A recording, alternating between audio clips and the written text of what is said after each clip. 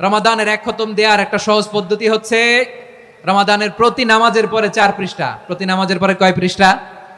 4 পৃষ্ঠা। তাহলে 5 ওয়াক্তে 4 পাঁচা 20 পৃষ্ঠা। হেফজে কোরআন গুলো 20 পৃষ্ঠা এক পারা, এভাবে 30 দিনে আপনার এক খতম হয়ে যাবে। আমরা যেন তার তিলের সাথে বিশুদ্ধভাবে কোরআন তেলাওয়াত করতে পারি, আল্লাহ তৌফিক দান করুক। পড়েন আমিন। 2 নাম্বার করণীয়, ধীরস্থির ভাবে তারাবির সালাত গুলো যেন আমরা আদায় করি। তাড়াহুড়ো করবেন না আল্লাহর ওয়াস্তে, তাড়াহুড়ো করবেন না, তাহলে কোরআন আমাদের জন্য বদদোয়া করবে। তাড়াহুড়ো করবেন তারাবির নামাজে। তারাবির নামাজ সালাতুত তারাবিহ মানে বিশ্রামের নামাজ, আর আমরা পড়ি সালাতুল কিতার, রেলগাড়ির মতো নামাজ। চিল্লায় বলেন ঠিক কি না?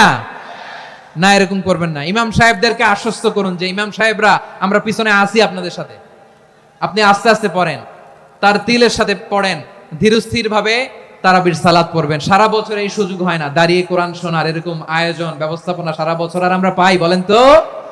না।